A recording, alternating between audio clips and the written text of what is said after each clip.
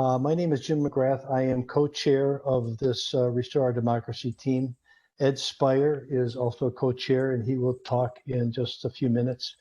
But what I want to do first is go through what NWSOFA, we're hosting Rosie tonight. We'll tell you what all the issue groups that NWSOFA hosts. Just some history. It is Northwest Suburbs Organizing for Action. It originally was Obama for America, but we decided when Obama got elected for the second time that we couldn't keep Obama for America, so we changed it to Organizing for Action. And then about 2 years ago, we became an indivisible organization. So the subject tonight is the filibuster. Rosie has a great presentation that I hope you'll all find interesting. I know I did when I first saw Rosie do it. So let's go through some of these the groups that the NWSOFA supports. I'm going to start at the top here with Conversation Z. That started out to be a podcast targeted at Gen Zers. But it's evolved into a website now called Ballot Z, and again focused on Generation Z, trying to get them to vote, trying to get them to register, be aware of the issues. The ACA is the Affordable Care Act. We're still following that. Obviously, there's people that want to dismantle it, and we don't want that to happen. We have a group that's focused on immigration. Our social justice group has evolved into a group that has become an alliance, actually. One of the leaders of our social justice group is now a leader of what's called the Social Justice Alliance, formed with a bunch of indivisible organizations really based in the metro area. So that has become a huge group, which is great. Women's rights for the Equal Rights Amendment, focus on that, still trying to get that passed. A group called Fiscal and Economics. We have one of the co-chairs for that group, Carl Falstick, is on the call tonight. And they do a summary every month of government data, government financial data, to show what's happening. And what's interesting that they do every is compare, for example, the last 4 years, what the Trump administration had been doing versus what the Obama administration, and recently now what the Biden administration is doing. We have an electoral group, a climate change group. We have the chair for the climate change group, Mark Lindholm, is on tonight. He does very interesting meetings monthly on various subjects on climate. And then we're at our Restore Our Democracy group. Ed and I originally started out supporting HR 1, which is the For the People Act. And we did presentations all across the metro area in support of that. Then when COVID came along, we couldn't do in-person presentations. But what we realized is that we had to support the vote by mail issue. So here in Illinois, we did probably a dozen presentations to various groups throughout the state supporting that vote by mail law, making people aware of it and how to register, et cetera, how to get your vote by mail ballot. Our last group is the Gun Violence Prevention Group, which was actually the first group that NWSOFA formed. They meet monthly. They have a meeting coming up next Thursday, and we talk about various gun bills that are being proposed, mostly in the state, but also at the federal level. So at this point, what I want to do too is just point out, if any of these organizations, any of these issue groups interests you, you can request to join by going to this website. Joining doesn't mean that you're committing yourself to a lot of time. It just means that you'll get information. But obviously, if you have time, we'd like you to help with some of the issues that we're supporting. So I'm going to stop sharing. and turn it over to Ed. Thank you, Jim. So tonight we're going to talk about our democracy. We all want a democracy. We all want our republic, which has always been a representative democracy, to work well. That means we want our representatives to implement the will of the citizens. Now, Congress does not get good marks in this area. And in fact, those who study democracies refer to the U.S. as a flawed democracy. Many of the flaws in our democracy were kind of built in, part of the founders' design that they didn't really get quite right. And they're hard to fix because they're in the Constitution and requires a constitutional amendment. But some of these flaws are of our own making, and they can be undone without amending the Constitution. The filibuster mechanism in the Senate is one of these things that we've done to ourselves that is hurting us that we could fix without having to go through a constitutional amendment. And that's something we need to pay attention to. Tonight, we're going to learn how this filibuster rule came to be, how it damages our democracy, and what we can do about it. I'd like to turn the floor over to Rosie now, ask her to share her presentation and to walk us through this entire situation. Thank you. Good evening. I'm Rosie Rees, and I'm the co-leader of Indivisible Evanston. I have practiced real estate law for 35 years, and you may wonder why a real estate lawyer is going to tell you about the filibuster. But I retired on February 1st of 2017, right after Trump's inauguration. And from that day until today, I've been working to defeat Trump, Trumpism, and Trump's Republican enablers. And that means getting involved with many, many issues, including understanding the filibuster. Before I start explaining the filibuster, I want to say I've done a lot of reading on this subject, and I've learned that because it involves the rules and procedures of the U.S. Senate, this subject is extremely complicated. I could take hours to explain it in detail, but since I don't have hours, I'm going to give you a simplified version, and even that won't be simple. So the first question is, what is a filibuster? You may be surprised to learn that the filibuster is not an actual Senate rule. You won't find a Senate rule that says, here's how to conduct a filibuster, or here's what a filibuster is. Instead, it's just a word used to describe action taken by a senator to prolong debate and delay or prevent a vote on a bill or other measure. The word filibuster comes from two sources. From a Dutch word for freebooter, which meant robber or bandit, and the Spanish word filibusteros, which was used in the 1850s to describe the pirates raiding the Caribbean islands. And that's when the word began to be used to describe endless debate. In January 1853, a representative of the House of Representatives complained about another congressman filibustering. Shortly thereafter, a senator complained about filibustering speeches, and so it became a part of our political speech. In essence, to filibuster is to steal or plunder like a pirate the Senate's time and take it away from actually legislating by forcing endless debate. Now, how has endless debate always been allowed in the Senate? Actually, no. Other than a requirement that adoption of treaties needs a 2/3 vote in the Senate, the U.S. Constitution does not actually state how many votes are needed in each chamber of Congress to pass laws or approve motions. It gives each chamber of Congress the right to make its own rules. So the Senate has a rule, Senate Rule 20, that all legislation, nominations, and motions require only a majority vote to pass. So if the minority party doesn't like some bill or other measure, one way that they can keep it from becoming law is to never let it come to a vote, because once it comes to a vote, you can pass the legislation with only a majority vote. There's evidence that this happened right from the very first session of the Senate.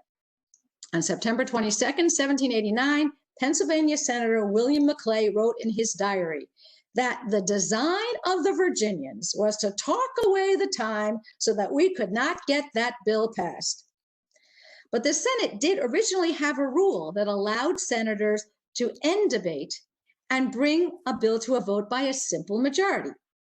But in 1806, that rule was eliminated at the advice of then Vice President Aaron Burr, with whom you may be familiar from the show Hamilton. Apparently, at the time, the change was seen just as a simple housekeeping matter because the Senate wasn't using the rule very often to end debate. It didn't need the rule. The senators all recognized that at some point debate had to end and a bill needed to come to a vote. But as time went on, it became increasingly clear that without that rule, there was no effective way to end debate in the Senate. By the time of the Civil War, endless debate became the norm on any bill any senator opposed. And as you remember, that's the same time the term filibuster was coined. The situation continued until 1917, when, as the U.S. was about to enter World War I, the Senate finally adopted Senate Rule 22. As first adopted, it permitted debate on a bill to be limited to 30 hours if at least 2/3 of the senators present on the floor of the Senate at that time voted to end debate.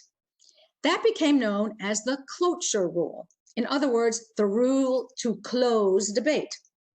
The original version of the Cloture Rule, requiring that 2/3 of the senators on the floor to end debate, could mean 67 votes out of 100 senators were needed if all senators were on the floor of the Senate at the time of the vote, but could also mean fewer votes were needed if not all senators were on the floor of the Senate when the vote was taken to end debate.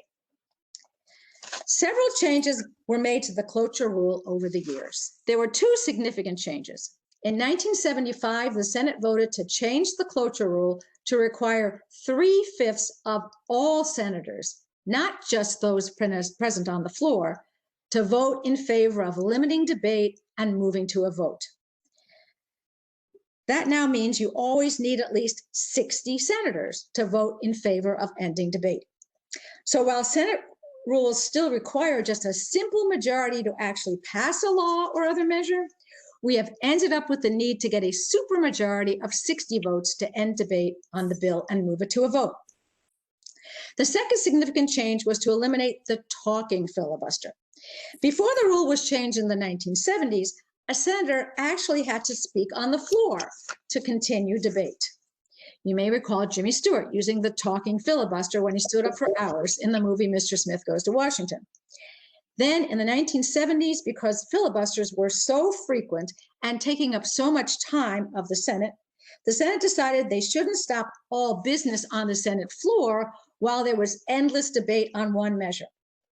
So they changed the rules. From that point on, senators could trigger a filibuster simply by announcing they wanted to block a bill. This was meant to help the Senate run more smoothly, but it resulted in making the filibuster incredibly easy to use. So, do you need a cloture vote on every bill that's presented to the Senate? No. Senators have two options when they want to get a vote on a measure or a motion. Most often, the majority leader or another senator seeks unanimous consent, asking if any of the 100 senators objects to ending debate and moving to a vote. This method is used for routine matters or for a bill that the senator knows won't get any opposition. If no opposition is heard, the Senate proceeds to a vote. If the majority leader can't get the consent of all 100 senators, the leader or another senator typically files a cloture motion, which then requires 60 votes to limit debate to 30 hours. If fewer than 60 senators, a supermajority of the chamber, support cloture, then that's when we say that the measure has been filibustered. So how does a senator start a filibuster? Any senator can launch a filibuster. The senator just needs to give notice they intend to do this. Usually they first give their party leadership a heads up that they plan to filibuster. Then when there's a request for unanimous consent or a motion for cloture, the senator stands and says, "I object." It's that easy. That senator can speak about their reasons for blocking the vote, but they don't have to. Then, until there are at least 60 senators willing for that measure to come to a vote, the measure will not be voted on and may never be voted on. And if the Senate leaders know that at least 41 senators plans to oppose a cloture motion on a given matter, they often choose not to even schedule it for floor consideration at all, again, preventing the measure from being debated and voted on. Now, are there exceptions to requiring 60 votes to end debate and go to a vote? Basically, there are 3 exceptions. In 2013, the Senate voted to require only 51 votes instead of 60 to vote for cloture on nominations for executive branch positions and federal judgeships. And in 2017, they again changed the cloture rule to require only a majority vote to end debate on Supreme Court nominations. The 3rd exception is laws that have been passed by Congress that limit debate on certain matters. Because there's a specified amount of time for debate in these cases, there's no need to get 60 senators to agree to cloture to cut off debate. The best known example is the budget reconciliation process, under which debate on bills addressing entitlement spending and revenue provisions is limited to 20 hours, thereby automatically avoiding a filibuster. Budget reconciliation was used by Democrats to pass the COVID relief package. And now that process could also be used to pass Biden's infrastructure plan. Oop, I'm sorry, I'm going too fast here, it looks like. Okay, how has the filibuster hurt us in the past? The filibuster was used for years to block anti-lynching legislation. In fact, because of this obstruction, the Senate didn't pass anti-lynching bills until 2018. The filibuster was used repeatedly to block civil rights laws. Senator Strom Thurmond holds the record for the longest speaking filibuster in Senate history in opposition to the 1957 Civil Rights Act. He spoke nearly uninterrupted for 24 hours and 18 minutes. Now you may wonder when he went to the bathroom. Al Franken, in his recent YouTube video about the filibuster, says that Thurmond may have worn a catheter, but I didn't find any supporting evidence for that. Senate Barry Goldwater gave Thurmond a break at one point by taking over speaking so Thurmond could go to the bathroom. A few years later, opponents of civil rights laws filibustered the 1964 Civil Rights Act for 60 working days, the longest combined filibuster in history. The filibuster continues to be used to block gun violence laws. The DREAM Act would have been passed in 2010 had it not been for the filibuster. And just the threat of a filibuster has prevented many, many bills from even getting to the Senate floor. So can we make further changes to the Senate rules to prevent the filibuster? To make a change to the Senate rules requires only a majority vote. But that vote is also subject to being filibustered because Senate Rule 22 says to end debate on a motion to change the Senate rules, 2/3 of senators present and voting have to vote yes. So to make a change to the Senate cloture rule, it has to be agreed to by at least 67 senators to even get to a vote. Some ideas have been floated for changes. As long as the Democrats can find another 16 senators to go along.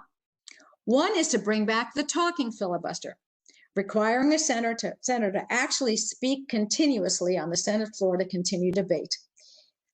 That would mean the Senate could do no other business until the filibuster was over, which might be an incentive for the parties to reach a compromise with enough senators to let a bill come to a vote. Another suggestion is to change the rule so that instead of needing 60 votes to end debate, it would require 40 votes to continue debate. So once a senator objected and started a filibuster, instead of a vote taken to end debate, after a certain time, a vote would have to be taken to continue debate. And if it didn't get at least 40 votes, debate would end and the bill would be put to a vote. Motions to end debate could come at any time. The majority party, therefore, would have to have at least 40 senators present in the Senate at all times to be sure that they had enough people to vote to continue debate. These wholesale changes to the Senate Rule 22 are unlikely in this polarized Senate. But there's another procedural way to change the rule to end debate. This is called the nuclear option. It goes like this. A senator makes a motion for cloture to close debate on a bill. The motion is put to a vote of the Senate and it fails to get the 60 required votes. Then a senator raises a point of order to the presiding officer of the Senate. in other words, the person who is in charge of the Senate that day, challenging the rule that 60 votes are required to close debate on the bill. The presiding officer would rule that the challenge is not proper because Senate Rule 22 requires 60 votes to stop debate. The senator then tells the presiding officer they want to appeal that decision and they want to put that question to a vote of the Senate. A vote on a point of order requires only a majority vote.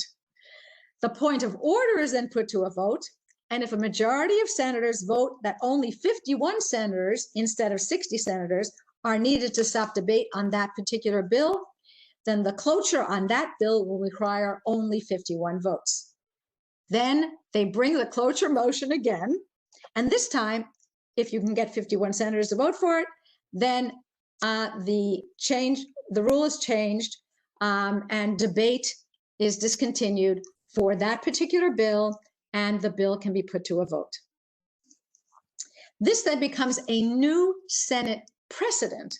So in the future, for a bill of that type, only majority of senators need to vote to close debate. It's called the nuclear option because it would blow up the filibuster rule for that particular kind of bill. It's like when you were a kid and snuck something into the house through the back door that you weren't allowed to have and couldn't bring into the front door.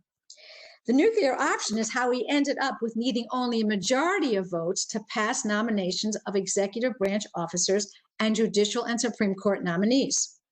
Some people have argued that the rule requiring 60 senators to end debate is unconstitutional because it's undemocratic. They say the Constitution, when read as a whole document, intends our country to be run by majority rule. Since Senate Rule 22 essentially requires the vote of at least 60 senators instead of 51 senators to get laws passed, it is undemocratic and thus unconstitutional. The people who advance this argument say that the Democrats should use the nuclear option to get Vice President Harris, when a point of order is raised, to rule that Rule 22 is unconstitutional. Several past administrations, both Republican and Democratic, have gotten laws passed by threatening to declare Senate Rule 22 unconstitutional in exactly this way. The threat itself caused the two parties to reach compromise on the bill. So what reasons are given to keep the 60-vote rule to end debate? Some people say the filibuster prevents the tyranny of the majority by requiring the majority to get some buy-in from senators of the opposing party in order to vote for a measure. Now, that would make sense if you had bipartisanship in the Senate and if the senators voted on principle. But today, there is no bipartisanship. Many senators only vote along party lines without regard to what's good for the country. Also, many senators have won election through many forms of voter suppression, so they don't really represent the majority of their constituents. They can hold up laws that the majority of U.S. citizens want because they have a bigger representation in the Senate than they should.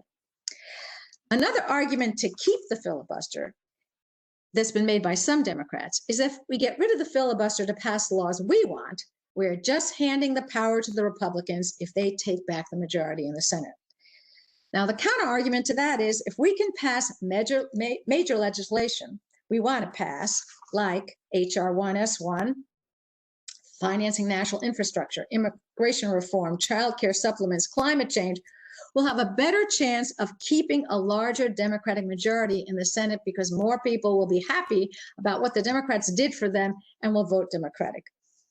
And then we'll be likely to get more new senators in the Senate and will not necessarily be so power-hungry right-wingers like Mitch McConnell, Lindsey Graham, and Ted Cruz, and maybe we won't need the filibuster. So right now, Democrats don't have a majority of Democratic senators who are willing to end or change the rules that allow the filibuster to continue. Democratic Senators Joe Manchin of West Virginia and Kyrsten Sinema of Arizona have both said they are opposed to ending or changing the filibuster. Their constituents are giving them incentives to keep opposing reform. At the end of April, in a poll taken in West Virginia, 59% of respondents said Manchin's pledge not to weaken or eliminate the filibuster makes them more likely to vote to reelect him in 2024. 65% of Arizona voters said that Sinema's position on the filibuster makes them more likely to support her. including 31% that say it would be much more likely for them to support Sinema if she did not change the filibuster. So President Biden, who originally said he would be opposed to making changes to the filibuster, has now come out and said that he may be willing to do a talking filibuster. But as I see what's happening with Biden, he's still trying to get bipartisan support for his bills. And we'll have to see down the line whether or not he ends up where he cannot use budget reconciliation to get a vote, one of his bills to the floor, if he indeed will agree to use the nuclear option to change the filibuster. Some senators say they consider the nuclear option to get the For the People Act passed. Our own Senator Dick Durbin has been opposed to changing the rules until about a month ago. Now he says he's open to some modification of the rule. And until a month ago, Tammy Duckworth had not come out in favor of changing rules to prevent the filibuster, but she recently expressed support for the talking filibuster. She even said on MSNBC in an interview on March 30th that she might support ending the filibuster for the voting rights because she said voting rights come first. So I would urge all of you to continue to contact Tammy Duckworth and Dick Durbin and urge them to do whatever they can to change or end the filibuster so the Democrats can get things done in the Senate and we can actually convince people that we're doing something for them and they may vote for us in 2022 and in 2024. I'm wondering, I don't know how many of you are in favor of changing the filibuster or ending the filibuster. If you still have some concerns, as some people do, about making changes or ending the filibuster, I'd be interested in hearing your thoughts on that. I initially, when I first heard about it, like a year ago, I had concerns about it for the same reason that Duckworth does. But now that I understand more about it and how it hamstrings any progress at all in DC, it has to go. I mean, we have to get back to a majority. I'll make a comment in this area as well.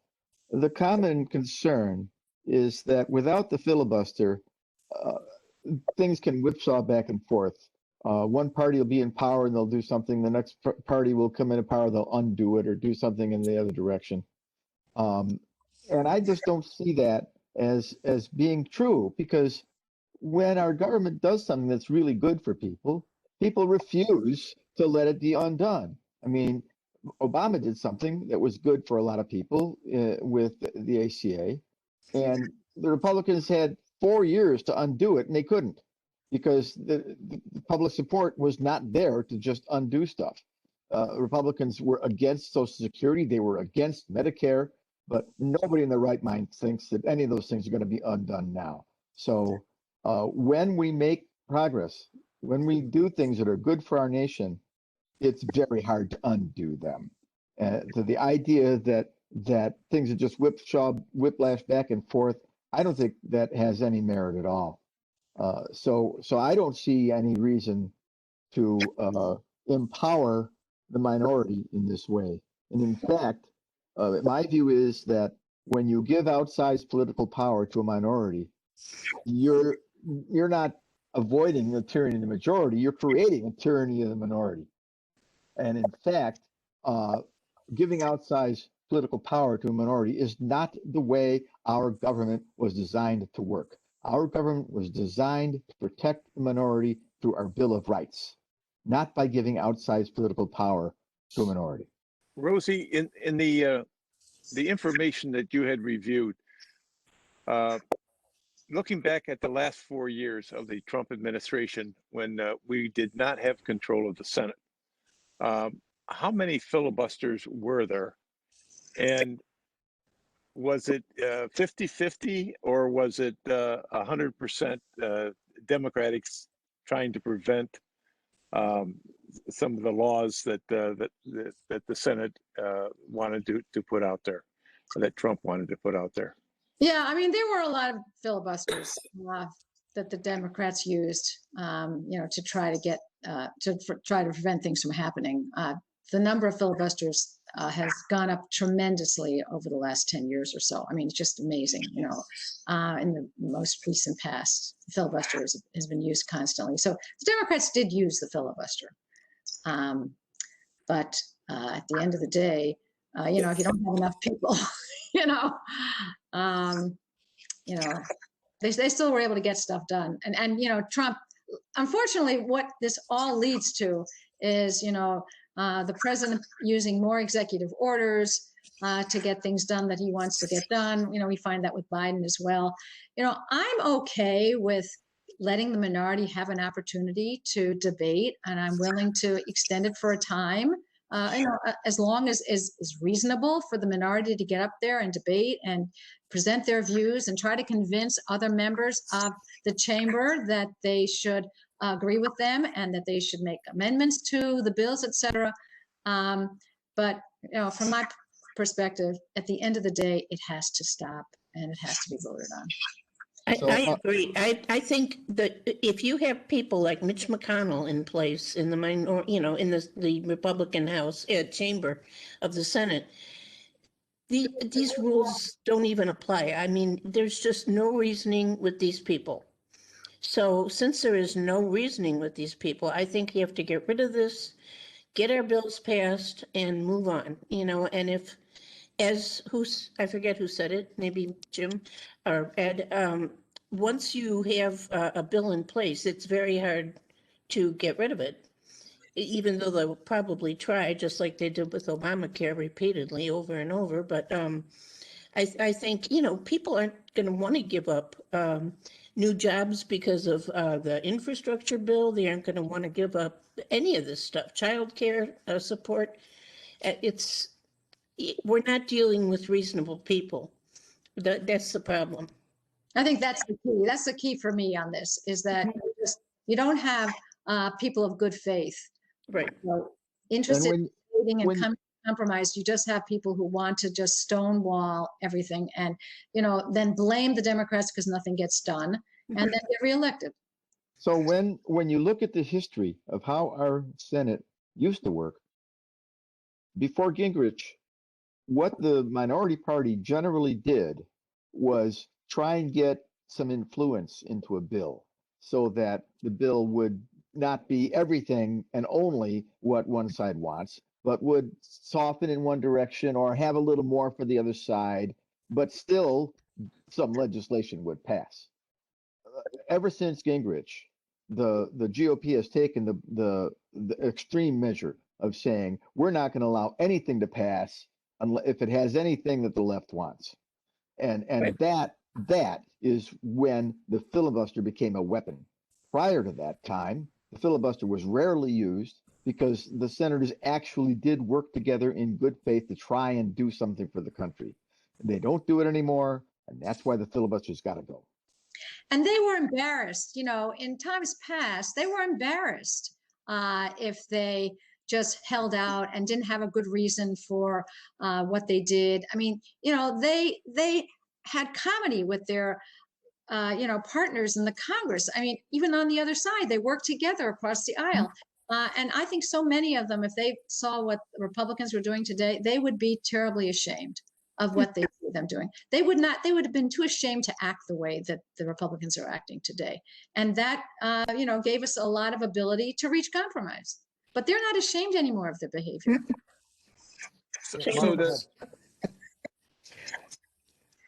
I had a question about without the filibuster, in some ways, the Senate just becomes more like the House, except for anonymous holds and except for the how it's apportioned. It's not apportioned by population. Do you want to speak to that? You mean, would it be a bad thing for the Senate to be a little bit more like the House? No, I think it would be good, but it's not based on population, which is a big criticism. So this relates back to my opening remarks. Some of the problems in our democracy are built in by the founders, and the fact that the Senate is not proportional to the population is one of those that we cannot change. We can't even change that with an amendment. because the amendment process has a restriction. The amendment process cannot be used to reduce a state's participation in the Senate. The only way out of that problem is to move power from the Senate to the House, as many nations have done. Many nations have turned their upper house into a formality, and their lower house is where all the power is. So in the long run, we could do that, but it certainly, what you just described is one of the things that was built in by the founders. They didn't kind of understand how bad it was going to get, because when the country was first founded, the population was mostly rural. It was spread out, and it was in all states. And after 250 years of population migration, we now have most of the population, 85% of the population living in urban areas, and only 15% living in rural states. So the discrepancy between the power of rural states and the population in those states has become severe. But that's one of the things that's very hard to fix. And I don't think the Senate needs the filibuster to distinguish itself from the House either. I mean, the senators have 6-year terms versus 2-year terms in the House. I mean, it's intended to be a more deliberative body, and they could spend more time deliberating. The filibuster just gives them the ability to stonewall. I just don't see anything in the founders' minds that indicated that they intended the Senate to be a more deliberative body. I think that's posturing that the Senate has foisted on us all. That may be true, but they do have 6-year terms, so they get a little bit more leeway. They don't have to constantly be, whipsawed back and forth by what public opinion is every 5 minutes. I think they have a little more leeway to be more deliberative if they want to be, but that's not what's happening today. I can see that point. Thank you. Yeah. So Rosie, the options that you presented on one of the slides, which included the nuclear option, as one of those, is there one of those, or ending the filibuster totally, that would actually force the minority and majority parties to compromise, to find ways to compromise? Compromise on legislation? Right. You mean if we were able to get rid of the filibuster? I mean, if we were able to use one of those methods to get rid of the filibuster, would one method be better than another in order Correct. to encourage compromise? Correct. Yeah, because that's what's missing right now, right? Yeah, one of the options that they're talking about, is requiring 40 votes to continue debate rather than 60 votes to end it. I think that probably would encourage more discussion, at least. I mean, they'd have to be there, right? They'd all have to be there. They'd have to be careful, right, that they don't get too far away from the floor when this bill is supposed to be up for a vote eventually. That might encourage it. Well, also the talking filibuster would encourage it because it stops everything else. Yes. But my view on this is that the problem is that the other side is refusing compromise, and the filibuster is one of their tools to do it. So the issue here is not to make them compromise. We can't do that.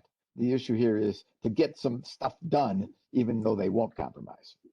And I'm getting more and more discouraged, I have to be honest with you, because I just don't see Manchin and Sinema changing their minds, which means that we have to convince some Republicans to do it. And so far, I've been scouring the internet to see if I could find anybody who might have made any kind of comment that they might be willing to do something, to vote maybe for a nuclear option on a particular bill, at least, so that it may not get rid of the filibuster entirely or reform it entirely, but at least on certain bills that they might be willing, like infrastructure, which the infrastructure part for rebuilding roads and that kind of thing, they probably can squeeze into budget reconciliation.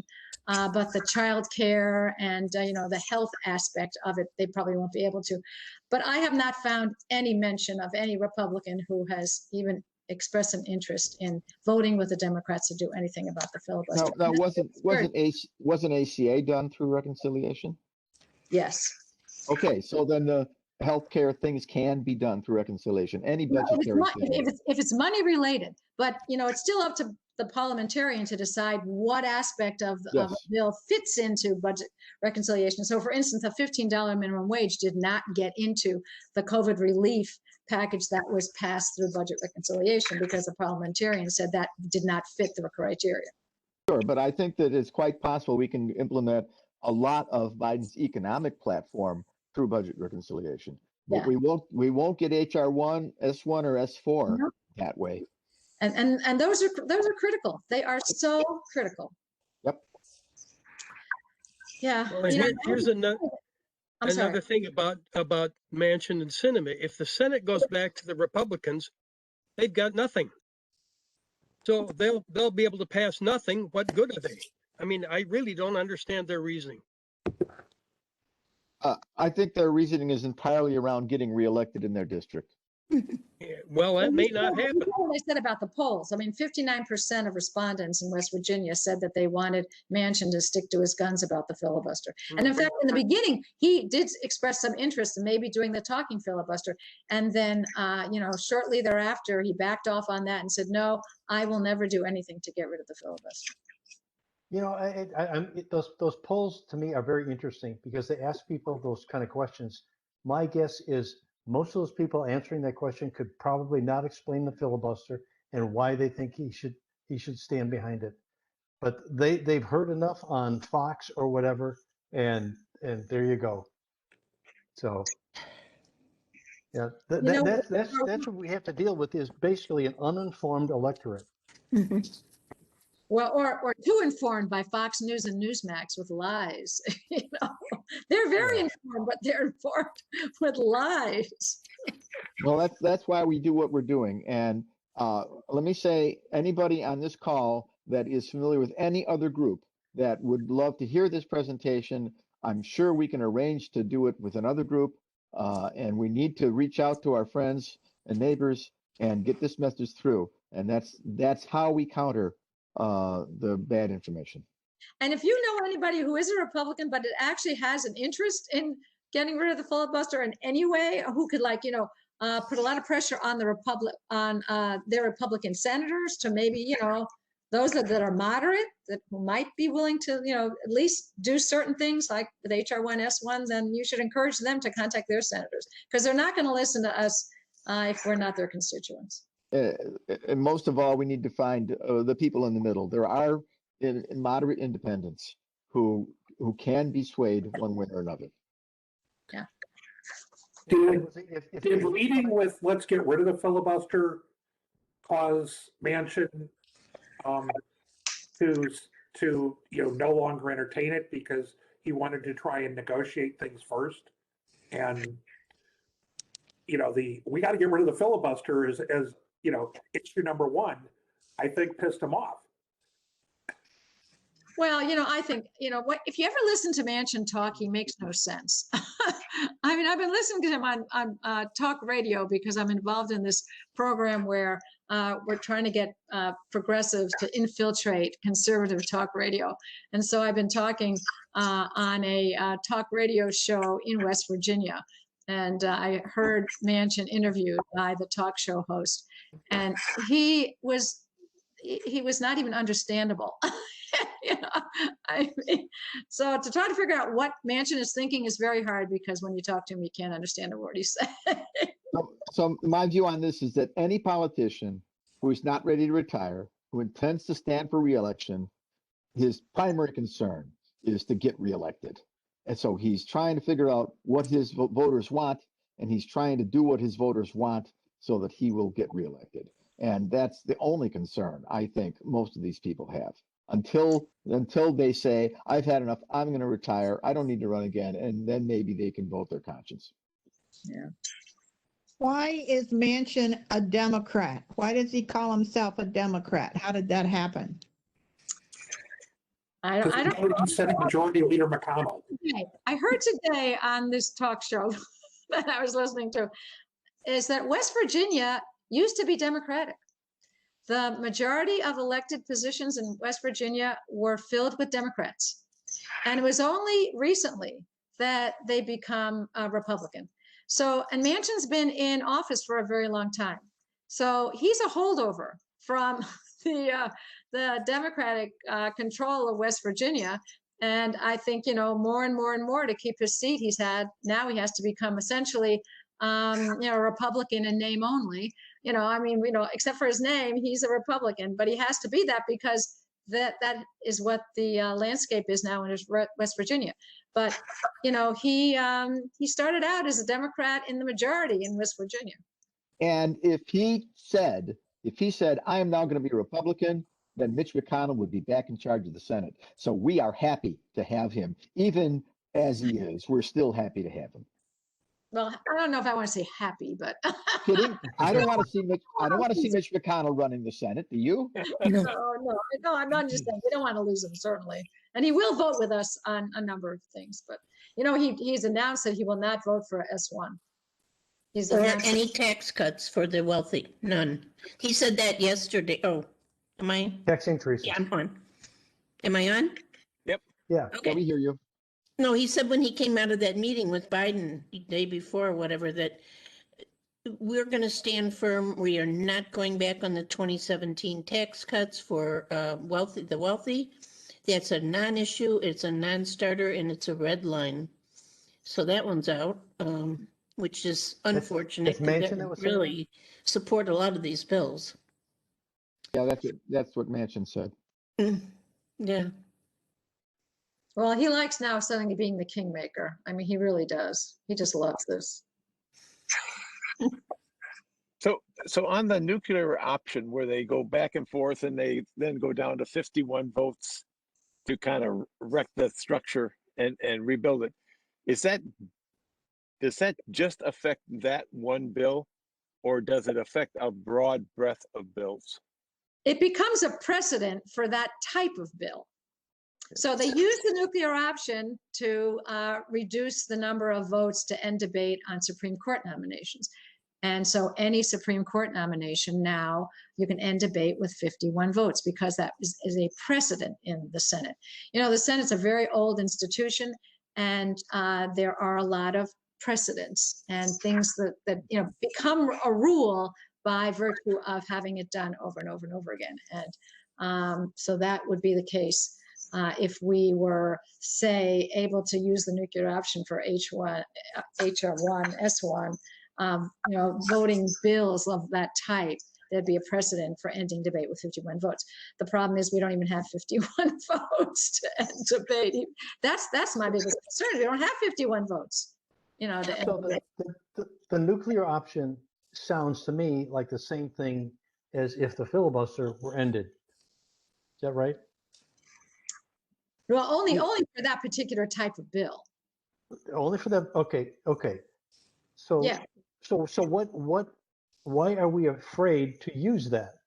Because on the other hand, if we're trying to get rid of the filibuster, so this is okay. So we get rid of the filibuster for this type of bill, and then we get another one, and we eliminate the filibuster for this type of bill. I don't think we're afraid to use it. I don't think we're afraid to use it. I think we can't find 50 votes even amongst the Democrats to do it. I think originally they were afraid to do it. I mean, Biden wasn't so big on getting rid of the filibuster. Duckworth wasn't big on it. Durbin wasn't big on it. I just think that, they've gotten a lot of pressure from their base, from us, that, we spent 4 years trying to get rid of Trump, and we put you in office.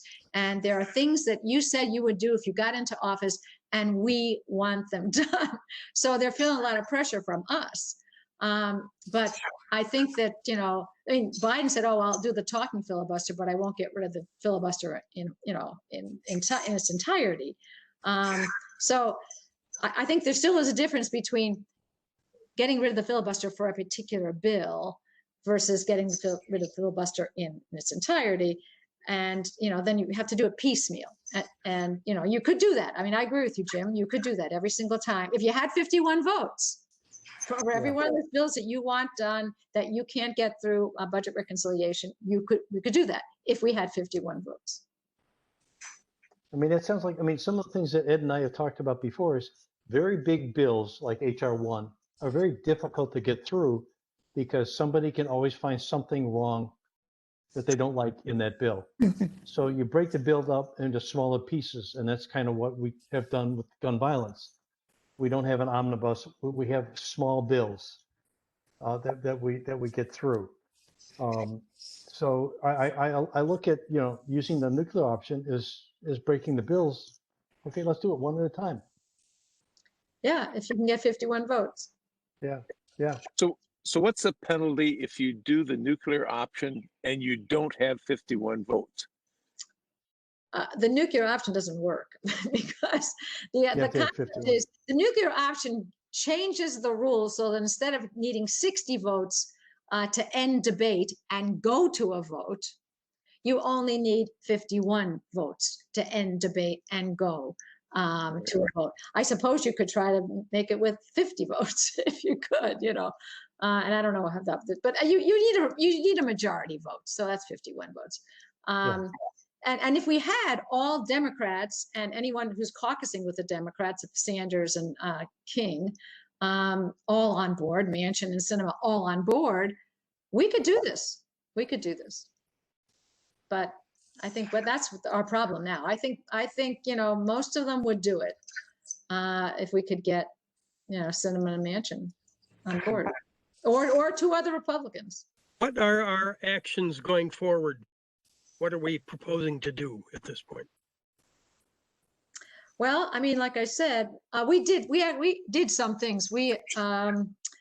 The Dems in the 46th ward in Chicago put together a postcarding campaign, and they sent postcards to voters in West Virginia and Arizona, urging them to call Sinema and Manchin and tell them to get rid of the filibuster. So we've done that. We just have to get enough people in West Virginia to tell Manchin to change his mind. So far, I don't see it. That's one of the things that we're doing with this talk radio project, is to try to get on the air to convince voters in those states that there's another side to the story. Question 2, what do we look to be able to pick up any Senate seats in 2022? I think we probably lose seats, right? Yeah, that's what they're afraid of. I mean, there are some Republicans who are leaving. Not running. The moderates are leaving, because they're fed up. So there are some seats open, but what's going to happen is the Trumpists are going to be filling those nominations, and then you're going to be Democrats go up against Trumpists, and I don't know. When is Ron Johnson up? Is he up? 2022. He's not running, isn't he? I think he's not running. I didn't hear that he backed out. I don't think so. I think he's still running. Yeah, I mean, you can work in Wisconsin to try to get rid of Ron Johnson. I think the biggest thing that may help the Democrats in 2022 is a good economy. Yeah, I agree with you. I totally agree. If we get the jobs back and recover all the jobs that were lost under Trump, we get the unemployment rate down.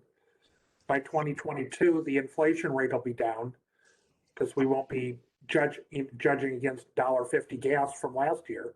I think that we'll have a good economy. We just need to get people to understand that is kind of what we're going to have to run on in 2022 as the main thing is jobs. Democrats are much better for the economy. And, giving broadband to the rural areas is going to bring jobs to the rural areas, because a lot of companies won't go back there without having broadband. And there are a lot of problems with broadband right now.